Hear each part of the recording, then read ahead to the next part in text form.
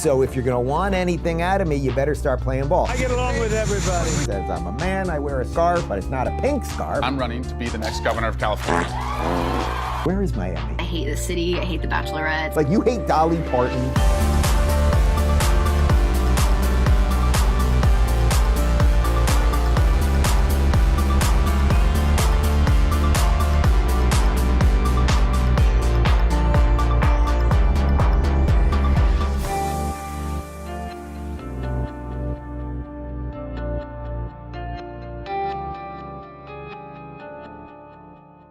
Hello, everyone. It is Tuesday, November 25th, 2025. I'm Dave Rubin, reporting live from the East Coast of the United States. I'm trying to give you as much information up top as possible after not telling you the date the other way, and we hear you. I'm not going to belabor the point after today. The date will always be at the top of the program. Did I say this is the Rubin Report? Did I say my name? I did all that stuff? Okay, then let's get to it. We got a nice, big, thick, dense show for you. I want to start with a little bit of what I sense we're going to see more of over the next year. As we roll into the midterms, you can really feel right now the Democrat Party has gone kind of crazy. The wackos are in charge. The moderates don't really know what to do. On the right, it's very confusing. If you look online on the right, and this is what much of today's show is going to be about, it seems like everyone's fighting and they all hate each other, and there's sort of this Tucker wing that's against the Trump wing, and then there's the Fuentes and the frog people and everything else. And it's like, is any of that real? That doesn't seem to match up with what I'm seeing in reality, which is, to me, that Trump has as much support as ever. People may not be thrilled with every decision, but there seems to be this real disconnect. And I think what we're going to be seeing over the next, basically it's a year from right around now, is going to be a sort of realignment of everything. I think you're going to see some weird things happen as it pertains to what political parties people are associating with and everything else. So I thought this would be a nice way to start off the show. Lara Trump went on Bill Maher's podcast, and that goes to the heart of the realignment, that the moderate, decent liberals are finding the moderate, decent conservatives. They're agreeing to disagree. They're breaking bread. They're drinking Copal tequila right out there on the set. And they will get into issues that they disagree on and do it respectfully. And that is what America is actually all about, that battle of ideas right there. So here they are, Maher and Lara Trump, and he basically implying that what her father-in-law, Donald Trump, went through is kind of reminiscent of what all presidents go through, Obama, Clinton, et cetera, and she obviously disagreed. Take a look. I can promise you this. Our family has been scrutinized, attacked under a microscope. I would probably argue more than any family. Well, of course, because your father-in-law is the president. Yeah, twice. But it's not just that he's the president, it's that he's Donald Trump as the president. I mean, they've gone after all of us in such go after everybody an aggressive way. You know, they didn't go after Obama and Clinton in an aggressive way. Not like this, Bill. Oh, please. Really? When did you see Clinton? Obama and Clinton's residences, personal private property, raided by the FBI? When did they have indictments against them to put them in jail for the rest of their life? Well, that everybody can agree were a little outrageous, Bill. Like, really? I agree on the don't go into somebody's bathroom, but also you shouldn't probably keeping files in your bathroom. But yes, that was over the top. It was a little over the top. Over the top. Yeah. All right, so first off, I just want to say how I really like both of them. And I really like seeing people that can, they have obviously different perspectives. They come from things, from different philosophical points of view and political lenses and all of those things. But they're doing it with a smile. And if you watch the full conversation, they really clearly enjoy each other. And I think, again, that goes to why it was wise when Donald Trump invited Bill Maher to the White House and just kind of break bread and let's be human beings. Now, as to the content of that, I think anyone watching this, you're probably agreeing with Lara right there. Like, between the impeachments, between taking away business licenses in New York, a city that he basically built, had a huge amount of real estate in and virtually has nothing anymore, between going after the kids, trying to get him off ballots and all of those things. Like, you can say they went after Obama and Republicans didn't like Obama, or that they went after Bill Clinton because he did take a cigar and put it inside an intern who was wearing a blue dress while talking on the phone with Trent Lott. That did happen. But I think empirically we can all say they've gone after Trump in ways that they never went after anybody else. You may remember this from about 3-4 weeks ago when I had Eric Trump on explaining how they've done just that. We were dealing with Alvin Bragg. We were dealing with Letitia James. They were coming after us. They were trying to bankrupt the Trump organization. They were trying to get us debanked in every way possible. Every day I was getting another subpoena. They were doing everything that they could to pull the rails out from under us. Every attorney general was attacking us and suing us. We were getting subpoenaed every single day. Tens and tens of millions of dollars worth, or documents in discovery production on every front. The raids on Mar-a-Lago, the attacks on our employees, the attacks on me personally and everybody in the family. They were trying to divide the family. They were trying to split up the family. That was the nature of the siege. And that's before they turned to physical violence, i.e. Butler, i.e. the golf course incident, i.e. Charlie Kirk, right? I mean, they wanted to do anything they could to silence our voice and put us under siege.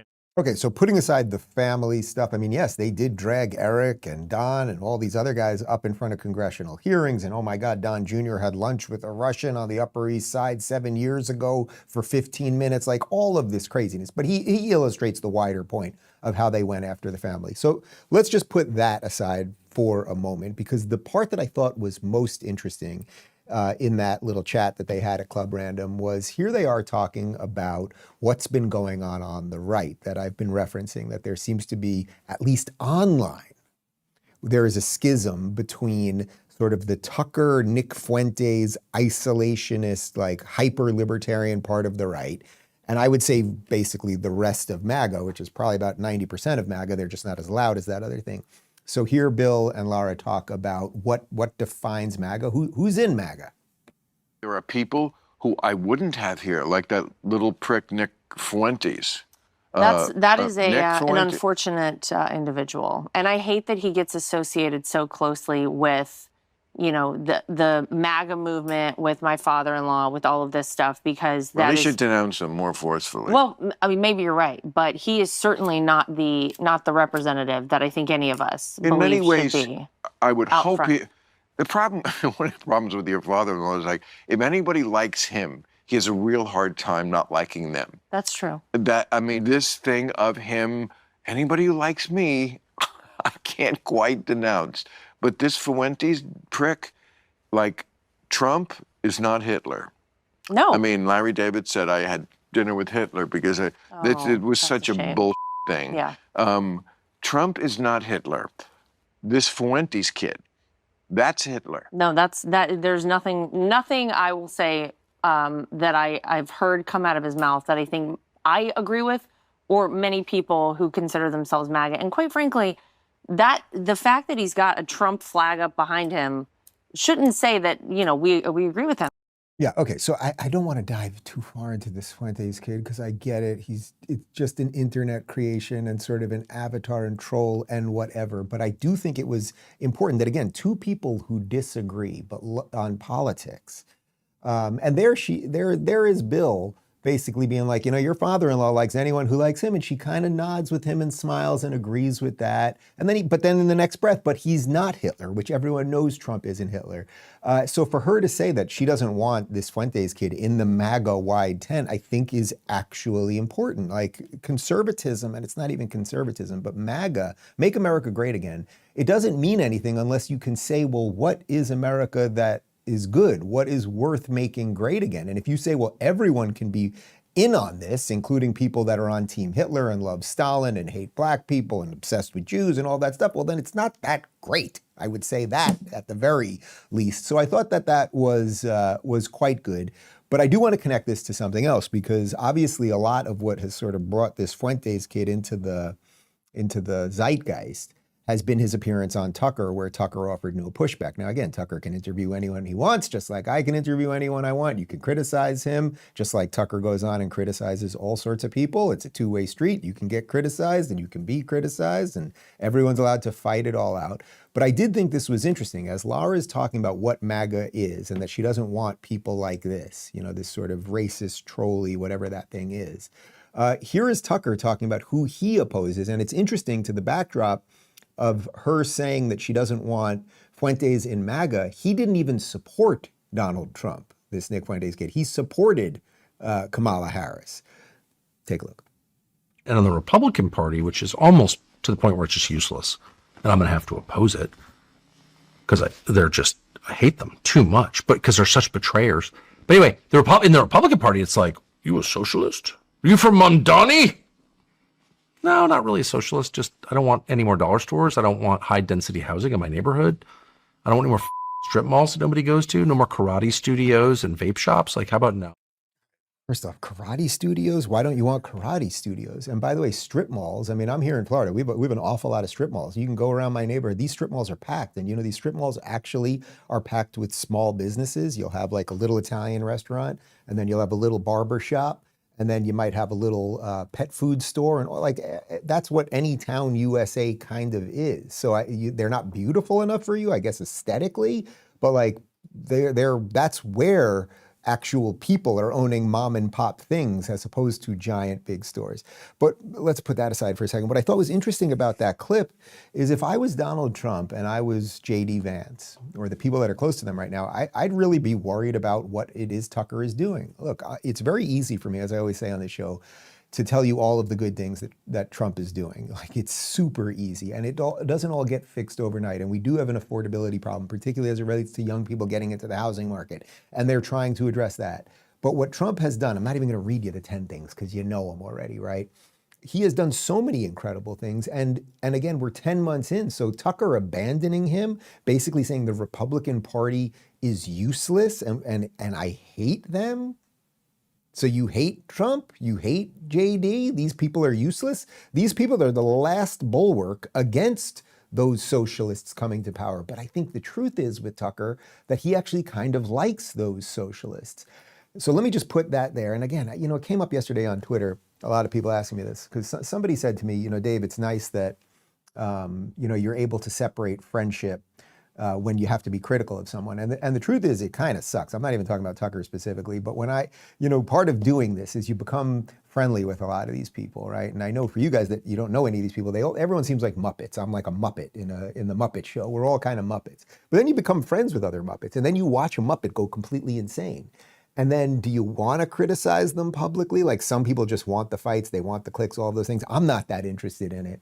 So I think you understand my position on that. But what has also been interesting is the major story that we covered yesterday, that now that X is showing you where accounts were created and where they're downloading the app store, where they're active from, we are finding out that we have been and we all knew it to some extent, but now we have actual proof of it. We have been so deeply manipulated by foreign countries, foreign actors, bad actors, and we're just really at the beginning of finding out what we're ultimately going to find out. Can you play this little video that this is what my friend Chad Prather put up? And these are accounts that all pretend to be a big American accounts, and they have thousands and sometimes hundreds of thousands. Native American Soul, New Christendom Press, Truth Teller, American Voice, often Right Scope, Suppressed News. All of these things have huge, huge amounts of influence, and it turns out that they're not even American. Now, of course, they can be on X. We like to think that X is kind of the American town square, but it is the worldwide town square. But maybe what we're realizing, and Elon, if you're watching, maybe I'll give you a little business idea right now, is we need like an internal American version of all of this and then an external version. Like, there has to be a town square for America and then a worldwide town square, because we are being manipulated in absolutely crazy ways. And by the way, all of those accounts that are manipulating us, they're all interestingly trying to divide MAGA. They're all interestingly always going after Israel and the Jews. Like, there's a fundamental thing that is happening here, and we're just playing in that game. And to show you how disconnected what happens online from what happens in the real world is, this is wild. I saw this yesterday, and in some sense I couldn't believe it, because I do exist online too. This is Harry Enton, the numbers guy over at CNN, talking about how Trump has lost zero support in the GOP. However, if you look online, it looks like these frogs are taking over and everything else, and everyone hates Trump. Well, I guess Tucker hates Trump, but look at the actual numbers here. So is the president losing Republicans? No. Look, this is still Donald Trump's Republican Party, and we can see it here. It's like a rock, to quote Bob Seger. I mean, take a look here. Republicans who approve of Trump. 6 months ago, it was 87%. Now, well, hello, it's the same number. It's 87%. He has not lost any support among Republicans compared to 6 months ago. As I said at the beginning, he's like a rock. He's like a rock. The Republican base is sticking by Donald Trump at this point in time. It really is interesting to watch his overall approval rating go down, down, down, down, but see this be completely constant here. It is among independents. It is not among Republicans. Okay, so this is super interesting. So this means that Republicans who voted for Trump are staying with him at crazily high numbers. Now, is it possible he's lost some of the independents that maybe begrudgingly came around? You know, someone that had Trump derangement syndrome a year ago, they voted for him because they thought Kamala was an idiot, and now they're not thrilled. Yeah, but it's sort of, and I'm completely open to this, and then please let us know in the comments. I'm completely open to this, and if it bears out that I'm wrong on this, fine, and we'll see. I guess ultimately we'll see in the midterms. But do you know anyone in your life that voted for Trump that is now like, I'm voting for the Democrats? It might be one thing to be like, I'm not that thrilled with him, or I don't like this thing that he did or that thing. But do you know anyone that came around on Trump that suddenly is abandoning him? I don't know anyone. Do you guys know anybody? Like anybody? And again, you don't have to be thrilled with the guy. You don't have to be as supportive of him as I am or anything else. But I just don't know anybody. And actually, I do know some people that didn't vote for him that are happy with some of the things that happened over the last 10 months. So here's Victor Davis Hansen, who's an absolute master, I think in many ways, sometimes explaining Trumpism better than Trump. Here he is completely shattering the narrative that Trump is losing influence amongst people on the right. This idea that Trump is, quote, losing his influence in the Republican Party. That's kind of the wish casting going into the midterms. And you see this time and again in the press. Your reaction to that new line they're peddling? You know, they said that for 3 months, 4 months, 5 months after January 6th, he was all through, he was all washed up. And then they didn't even have a serious primary. No one even got near him. And the main candidates withdrew very quickly. It's the same thing. And they can't decide whether they want to run against Trump or that he's not going to be there. But whatever it is, he dominates the party. He's like a colossus that just strides over the party and the country. And they know that.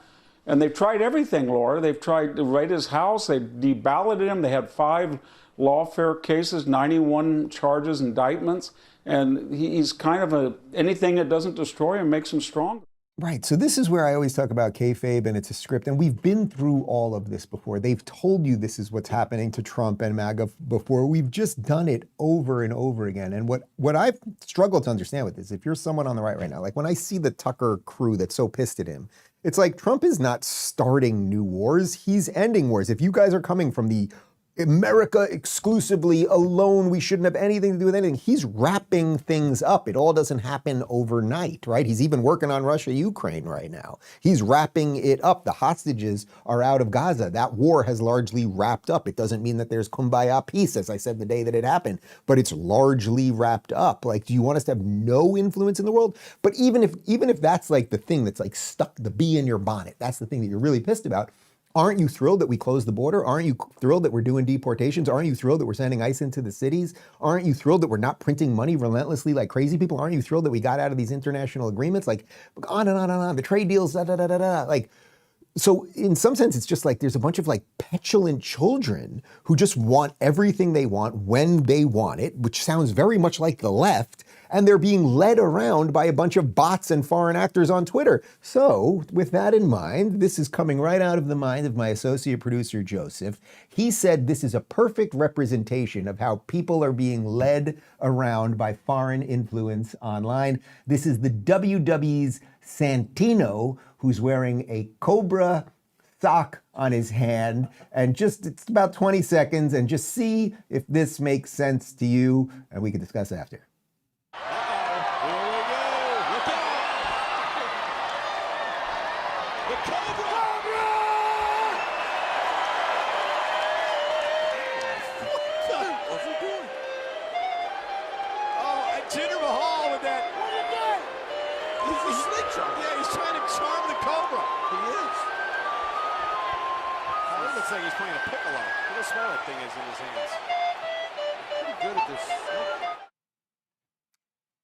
So how's that for political analysis?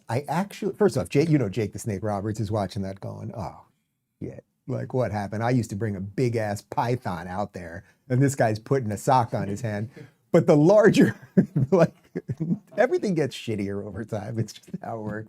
But the broader point there, I actually think is right, that we're basically all the guy with the snake on his hand, right? And there's these musical sounds being played, and it's foreign influence pulling us crazy to the left, and then foreign influence pulling us crazy to the right. And we're all just bouncing back and forth between that poor Santino guy. I think that made sense. I think it made sense. Let me talk about Noble Gold for a second, which definitely does make sense, and then we will move on. Guys, gold has officially gone mainstream. Every day, more and more Americans are discovering the power of gold. But how do you actually take advantage of it and invest in a simple way? Well, that's where Noble Gold Investments comes in. Their specialists are trained to help investors like you go from confused to confident. Whether you're looking to roll over your old 401k into a gold IRA or want physical coins and bars delivered right to your home, Noble Gold makes the process simple, secure, and stress-free.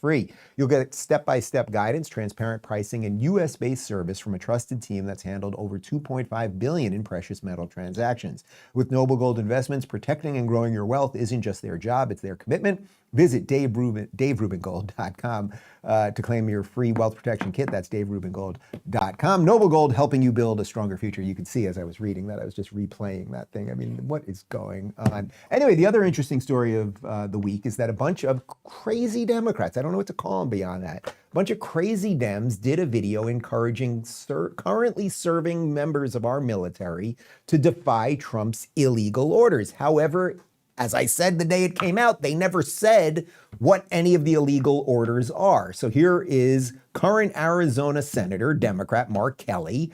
He was one of the guys in it, former Navy captain. Let's just show you a quick moment of him encouraging current serving members of the military to defy Trump. Senator Mark Kelly. I was a captain in the United States Navy. Our laws are clear. You can refuse illegal orders. Let's jump ahead on the next clip and let's go right to, here is Mark Kelly now admitting that there were no specific illegal orders from Trump behind, and the stunt was just that. It was just a stunt. When you and your colleagues made that video, were there specific potentially illegal orders that you were thinking about that were the sort of precipitating cause for you guys to get together and do that? Here's the thing, Rachel. You don't want to wait for your kid to get hit by a car before you tell them to look both ways. Oh my God, these guys are into pre-crime. If you haven't seen my Minority Report, like it explains it right there. There were no illegal orders. There were no illegal orders that Donald Trump has put out. They put out a video implying there were, and then this is the exact same thing. We showed you the video of Elissa Slotkin yesterday on CNN being asked, you were in that video and you said that they should not listen to illegal orders. And well, what were the illegal orders? Well, I don't know what they were. I mean, it's the exact same. How did you idiots not know you were going to walk into this? But of course, Trump has said that there will be some retaliation against these people. And here is the other Arizona Senator, Rubin promising legal retaliation over the military investigation into Mark Kelly. Donald Trump's going to be gone a couple years. And if you're part of the military that is going after sitting senators, sitting members of Congress, and part of, the weaponization of government, there will be consequences, without a doubt. So, I think there's going to be a lot of officers that are going to be part of this, potential tribunal, if they want to call that. They're going to be looking over their shoulders because they know that Donald Trump will be gone and they will not have that protection. They're going to have to do the safest thing possible, which is follow the Constitution of the United States, and you'll be fine.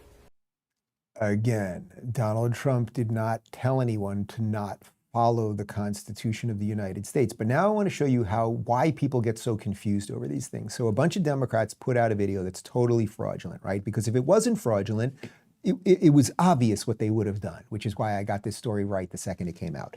If he had done something illegal, Donald Trump signed into law this thing that forces you to do this illegal thing, they would have said it, but instead they gave these vague platitudes. Now, how did those lies then get laundered through the system? Well, then we'll jump over to what is now known as MSN Now. It's not the televised mental institution known as MSNBC anymore. Am I correct? Yes, I'm correct. Yeah, and Joe Scarborough over there. And listen to Scarborough, who is now mad at Slotkin because she didn't know what to say when CNN asked her about the illegal orders. And watch the way he launders the lies here. Take a look. Okay, wrong answer. Well, I'm sorry, with all due respect, wrong answer. President of the United States, the Commander-in-Chief does have, Jonathan Lemire, wide latitude. Just does. But he said, I can send the Marines, I can send the Army, I can send the Air Force, I can send the Coast Guard into any city I want to control crime. And the courts can't do anything about it. That's illegal. It's just illegal. And so Democrats kind of need to, if the president has already said, I'm going to commit this illegal act, then I'm kind of surprised they don't have the answer when they go on a Sunday show for that.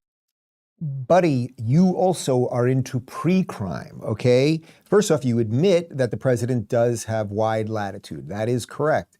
Him saying, I can send the troops in and blah, blah, blah, is not the same thing as him signing an order to do it. So if there's a legal issue around him signing something that says, I'm going to send the Air Force into Chicago, which they could probably use it over there. We'll have more on that in just a second. If that is illegal without him, instituting the Insurrection Act or something, then you go after him for that. But the president of the United States has free speech too, right? He has the First Amendment. So he can say things, and that's just fine. If he then pushes through a law, an order that is illegal, then the courts will deal with it. So that's how the lies get laundered. They make up a story with no evidence of anything illegal, and then there he is basically saying, no, you guys should have kept going with this because he said something, not that he actually did something.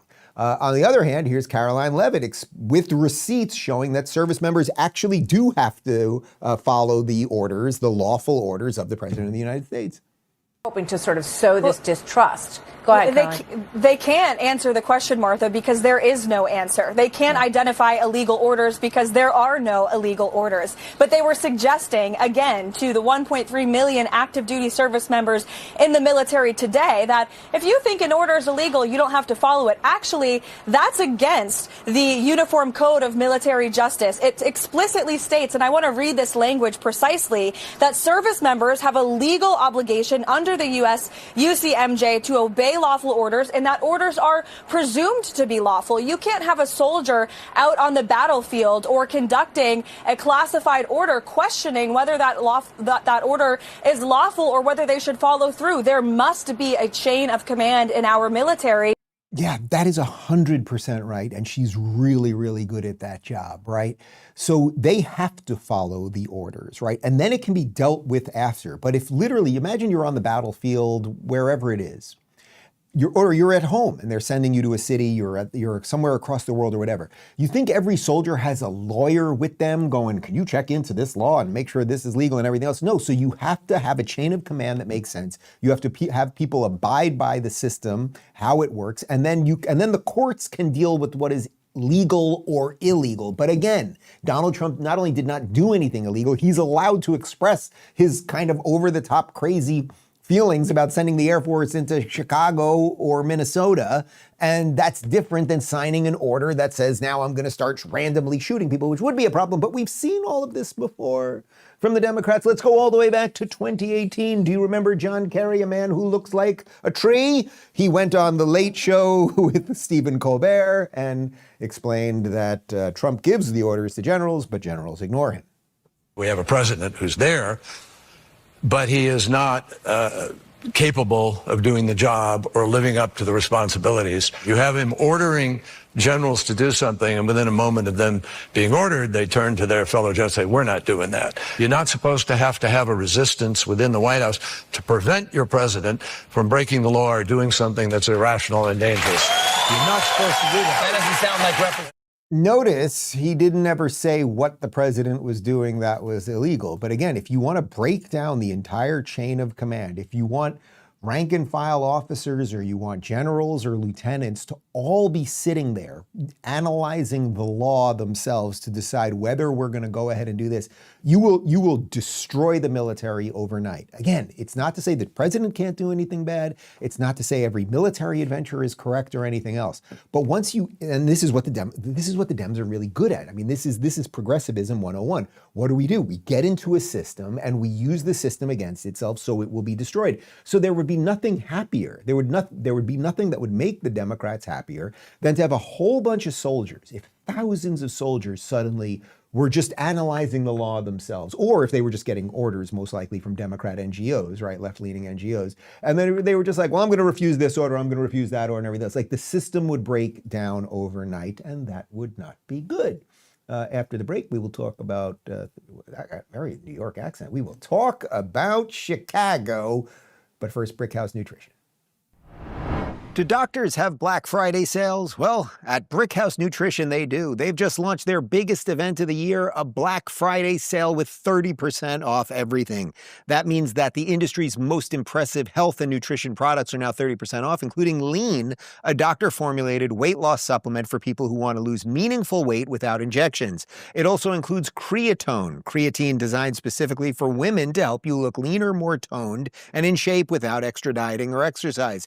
And there's even 30% off Field of Greens, the only fruit and vegetable formula shown in a university study to actually slow aging. Every Brickhouse product, from better sleep to superior collagen, is 30% off. Hurry, these Black Friday deals go fast. Visit BrickHouseSale.com to save 30% off. That's BrickHouseSale.com. All right, so as I just said, the Democrats are really good at breaking things. And if you, it doesn't mean that all of our systems are perfect. I think if we've learned anything over the last couple of years, particularly post-COVID, it's that many of our systems are not great. Many of our institutions do fail us and everything else. But that doesn't mean you tear everything down, because what might come out on the other side could be far worse. So now let's jump over to Chicago. You know, racist Mayor Brandon Johnson, who everything is about race with him, and yet he never cares how many people were killed in Chicago over the weekend. Can we get the numbers this past weekend, please? Here he is explaining that you can't jail your way out of violence because that would be racist, which somehow implies that it's only black people that commit violence, but okay, go. We cannot incarcerate our way out of violence. We've already tried that, and we've ended up with the largest prison population in the world without solving the problems of crime and violence. The addiction on jails and incarceration in this country, we have moved past that. It is racist, it is immoral, it is unholy, and it is not the way to drive violence down. It is racist, immoral, unholy. Well, you know, if somebody shoots somebody who's just going out to get a nice chicken tender dinner, I'm in the mood for chicken fingers right now. You know, you should probably go to jail, and that's not unholy or unjust or anything else. 30 people were shot in Chicago this weekend. 3 were killed. What would you like to do with those people who committed the violence, Brandon Johnson? You want to give them a massage and a happy ending, but that will not, like, everyone wants a happy ending, but that's not going to solve anything, okay? Like, that's just not going to work. But this is what they relentlessly do. It doesn't mean that jailing people is perfect, right? And should, you know what, you want to get less people to be committing crimes? How about you create the economic conditions so that they're not desperate? But you guys don't do that, actually. You guys create economic conditions that people get stuck on the government dole, they get stuck in this type of housing, they become resentful, you tell them that they're living in a systemically racist country. You guys create all the conditions that causes them to become criminals. Then the best thing the system can do, or the last thing the system can do, is throw them in jail, and then you're pissed about that. But what is going on in Chicago? Well, here's a reporter covering a shooting that happened during Chicago's Christmas tree lighting ceremony. What was Macaulay Culkin's name in Home Alone? I hope he wasn't there. Kevin McAllister. Hopefully Kevin McAllister wasn't killed.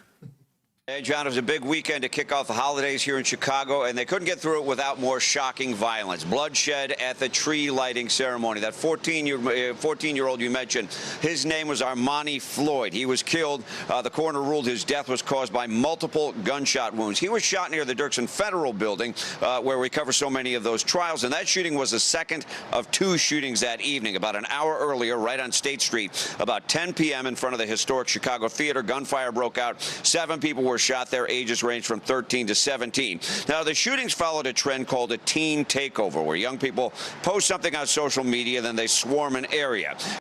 Our young people have to understand that they should not attend these unauthorized events that have been advertised on social media. No suspects are in custody. A Chicago police officer was injured. We're waiting on an update of his condition. And CPD official numbers for the weekend are out. 28 people were shot. 4 people were killed by gunfire. 1 person died from a stabbing. One person, and like, one person died from a stabbing, but you know, what are you going to do? So again, you guys get it. Chicago, which has the strongest gun laws in the city, in the entire country right now. And here's some Chicago violent crime stats this year to date. There's been 378 murders, and I'm going to guess that 95% of them were black people. 1,339 shootings, 5,267 robberies, 16,400 felony thefts. But what's Brandon Johnson's answer? Stop jailing people and tell young people not to do things on social media. But if you think Chicago is bad, wait till the communist takes over New York City, because all hell is about to break loose. Listen to this from Greg Price on X. The guy that Mamdani has put in charge of community safety is the author of a book that goes by the title End of Policing. So, they're going to do community safety now. And you're not always going to call the police, when your husband's beating the crap out of you with a belt. It's like, oh, do I call the police or the community safety people? I'll have to figure it out. We know this is going to be an utter disaster. And here's a little bit more about this guy who wants to defund the police. Alex Vitale led efforts against the police to protect homeless individuals in San Francisco in the 90s. His op-eds in the New York Times say police funding is a colossal waste and says the gang databases are unnecessary. If you watch my interview from about 3 weeks ago, it was the day that Mamdani got elected, with Rudy Giuliani, he talks about how important those gang databases are to figure out who's doing the crime and where it's coming from. But of course, that's what's happening in New York City. Oh, and this is a good one. Here is Mamdani's criminal legal committee pick, Janos Marton, and he wants to let 80% of people out of jail. Which had a goal of 50%. How do we get this country to a place where we have 1 million fewer people in jail and prison? Now, as it relates to Manhattan, I think we can be a little bit bolder than that. We are a supposedly liberal city with a ton of resources and a ton of ways to support people outside of jail and prison. And so I've called for cutting the Manhattan jail population by 80%. And I'm the only candidate in our race who's made a pledge like that. And to me, if you're not making a numbers-based pledge, how are we supposed to hold you accountable once you win? We're a liberal city, which really just means we're retards. We are actual retards. We are retarded in our brains, and we like to do retarded things. Something that would be retarded would be like saying, I don't know, let's just pick a number, right? He just literally picked a number out of thin air. We'd like to let 80% of the people out of jail. Well, where the hell did you come up with that? How about 85%, 90%? How about 97%? Right? Let's just leave Hannibal Lecter in there. Everybody else get going. Do you see how insane this is? They just pick numbers and they think that makes them the good guys. And what do you say? We're a liberal city, so we have the resources. Okay, so empty the prisons. Let's get the rapists and the murderers and the... give me one. Well, rapists and murderers, those are the big two. Give me, and just the petty theft, just give me all of them, throw them out there, and we're liberals. We'll deal with it because we're retards. This guy, Janos, well, he's known for launching the hashtag Close Rikers campaign to phase out Rikers Island by 2027. I mean, Escape from New York, it was a sci-fi movie with, what's his name? Who's in that? He used to bang Goldie Hawn, I think. Great actor. Kurt Russell, thank you. I thought this was interesting from Wokeness on Twitter. Just when you see that a meme is worth 1,000 words. 3 suspects, 125 combined arrests. So there you have 3 beautiful young women who were killed within the last year. And then you have the 3 suspects beneath them. Now, putting aside the racial component of this, these happen to be all 3 white women and all 3 black men. 125 combined arrests for those guys. Decline is a choice, guys, and blue cities and blue states are choosing it, and it is an absolute disaster. But speaking of disasters, let's talk about Hamas caucus member and Somali supremacist Ilhan Omar. Here she is. There's been a lot of problems with the local Somali neighborhood in Minnesota. We'll get to that in just a second. But here she is talking about the importance of Somalis as it pertains to the fabric of America. Somalis are not terrorizing this nation. We are helping it thrive. Somalis have always seen themselves as a fabric of this nation. So not only are we not going anywhere,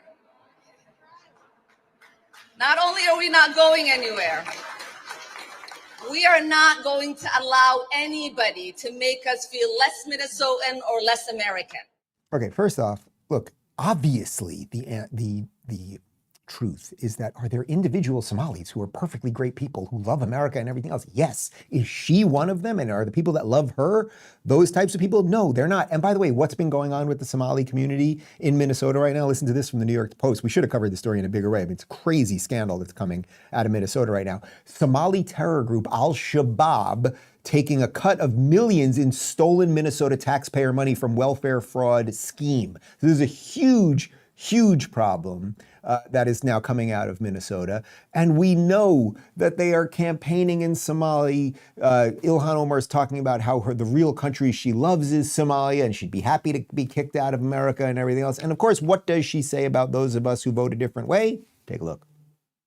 So we are sick and tired of the president waking up one day and deciding to put forth falsehoods and demonize whole communities, while the ignorant people that support him then take the lies that he's spreading and use it as a fact. The ignorant people that support him. You know, lady, I don't like you very much. And I get it that you somehow became an American. It had something to do with immigration fraud, or at least for your brother when you married him. And somebody should look into that. I keep asking, could somebody, the woman married her brother. But you don't seem to care about this country very much. And the problem is, we now know that throughout different cities in America, we have groups of people who are deciding not to fold into the melting pot that is America, but to stay in sort of a much more European version of this, which is nothing close to the melting pot. As a matter of fact, the mayor of Dearborn, Michigan, we played a video of him a couple of days ago talking about the fact that he doesn't like the term melting pot, the very thing that really America, that's really the idea beyond individual rights, beyond like the constitutional promise of America. The sort of personal promise of America was that you would have some stuff deep within you in your heritage and history, and it would become part of the melting pot. Well, he's not into that, and we've shown you this a couple of times, but it's worth noting again just to see how out of control things are in Dearborn, Michigan, because this is a Christian pastor who went to a community hearing to say that he wasn't thrilled that they were going to name a street after a Hezbollah leader, Hezbollah, which has killed many Americans. And Abdullah Hammoud, the mayor of Dearborn, basically said, F you. I mean, Hezbollah, bombed the embassy in Beirut, and including many Americans. So I just feel it's quite inappropriate. You are an Islamophobe, and although you live here, I want you to know, as mayor, you are not welcome here. And the day you move out of the city will be the day that I launch a parade celebrating the fact that you moved out of the city, because you are not somebody who believes in coexistence. Wait till someone like that gets more power. And now those people have taken over the Democrat Party. He's telling a pastor, a Christian pastor, who's talking about how Hezbollah killed 200 plus American service people, which everyone knows that's not debatable, that's not good. Maybe we shouldn't honor the guy. And his answer to that is, you're an Islamophobe and leave the city. This is a problem. This is a problem. Show me the next numbers here. So I thought this was interesting as it pertains to where people come from and their contribution to America. And I'll give you a little context for this in just a second. But this is lifetime contribution per immigrant. So meaning immigrants that come from North America, they contribute about over $570,000 in their lifetime. From Scandinavia, over $550,000. We can jump around. Japan, over $500,000. Somalia, negative 1.1 million, meaning that that's the drain in society that they are on. Middle East, negative 624,000. Latin America, negative 271,000. Let me give you a little context for what this is. So the lifetime contribution means net fiscal impact that an average immigrant has on the country over an entire lifetime, including all taxes they pay, minus all government benefits and public services they receive. So meaning if an immigrant comes here who's already from North America, because they're not taking a lot and they are contributing a lot, the country generates revenue on them. And then there's other people, and the Somali one was the glaring one there. It's a negative $1.1 million per person. Does this really make sense? And by the way, guys, we know this is happening all over the world. So I thought this was interesting. This is King Charles across the pond. And as he is losing his country, and everyone knows it, is being Islamized right in front of our eyes. They are handing it away and they don't know what to do, and it is probably too late. Here he is quoting the Quran and thanking Muslims for their enormous contributions to British society.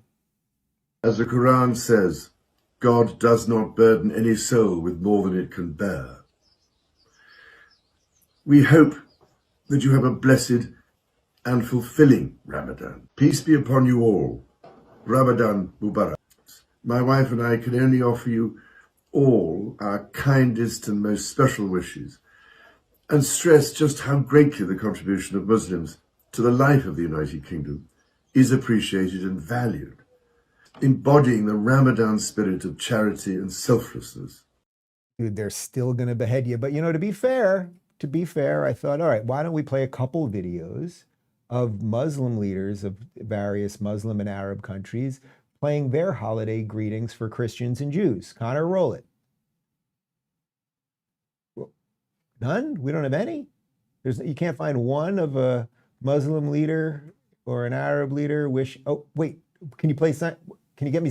Oh, there's no Jews left in any of those Christian. What about a guy in a thing saying something nice about the gay? Interesting. This was something from the UK Parliament. Are you ready to take part in our UK Parliament Week 2025 quiz next week? And of course, again, like in and of itself, is that girl probably perfectly lovely and we should judge people individually and everything else? But yes, the answer to that is yes. But what is really going on in these countries? We all know something is rotten and it keeps being pushed in front of us and it feels very artificial. And it has something to do with the Muslim Brotherhood. So we did get a little good news right here in the USA yesterday. This is from Nick Sorter on X. Breaking, it's official. President Trump has signed an executive order directing Secretary Rubio to classify the Muslim Brotherhood as a foreign terrorist organization.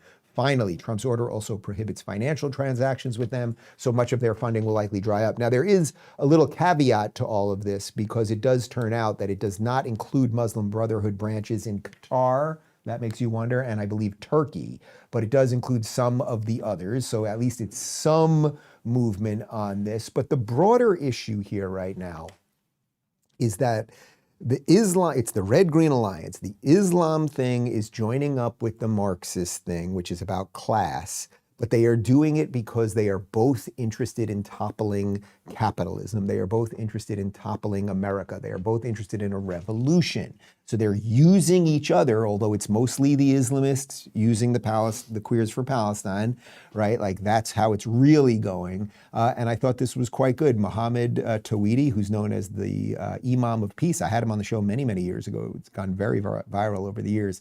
He sat down with Dinesh D'Souza talking about that jihadists actually fear conservatives, not liberals, because liberals are just useful idiots. When I was an extremist, Islamist, fundamentalist, I would only vote left.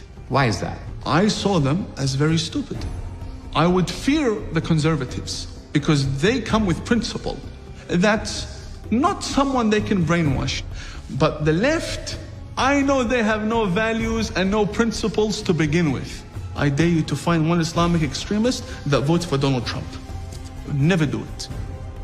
They'd give their vote to the leftist who wants to run around in pride parades. And Islamic extremists are against gays and homosexuals and transgenders, but they want the left to go and get busy with that. They want them, go speak about the climate, go speak about abortion, go kill yourselves, go do that. What is the fundamentalist and jihadi agenda for America?